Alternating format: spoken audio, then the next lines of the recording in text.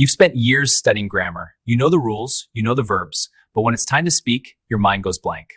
Why? Because textbooks teach you formal English, but the world speaks real English.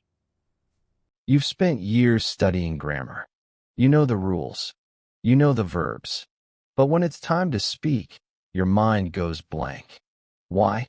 Because textbooks teach you formal English, but the world speaks real English. In this video, we aren't just learning, we are living in English. I'm going to take you through a full day of natural conversations, from the morning rush to the quiet evening reflections. If you watch this video until the very end, I promise you, your brain will start shifting from translating to thinking in English. No more hesitating. No more fear. Let's get started. The alarm goes off. 6:30 a.m. The city is still half asleep, but the rhythm is already starting. I don't jump out of bed. I drag myself out. That's how we say it when we're still tired. I walked to the kitchen and put the coffee on. While it was brewing, I looked out the window. The streets were getting busy. I grabbed my jacket and headed out. I stopped by the local coffee shop. The line was wrapped around the corner. When I finally got to the front, I didn't say, I would like to purchase one caffeinated beverage. No, I just said, hey, can I get a medium roast, black? To go, please. The barista replied, you got it. That'll be $4.50. Tap or swipe. I tapped my card, said, keep the change, and walked out.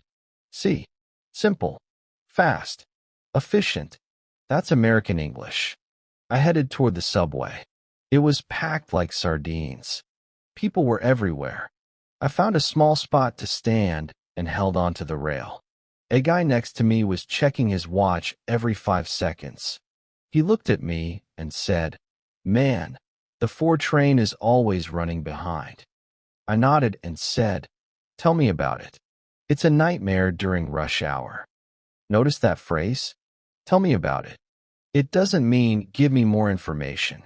It means I agree with you completely. It's these small idioms that make you sound like a native. The office was buzzing.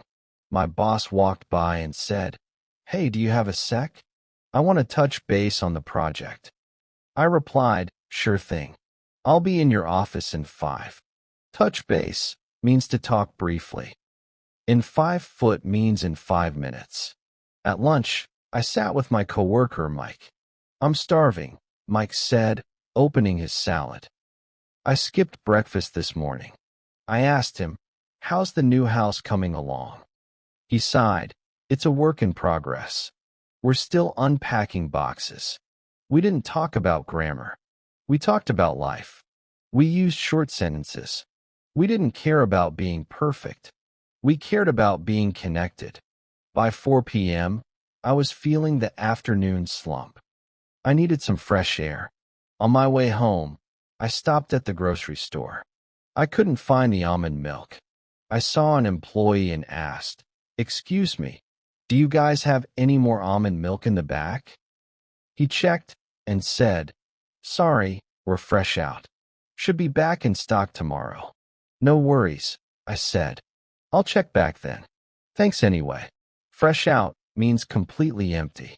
No worries is the most common way to say it's okay in the US. Music shifts to something calm and inspiring.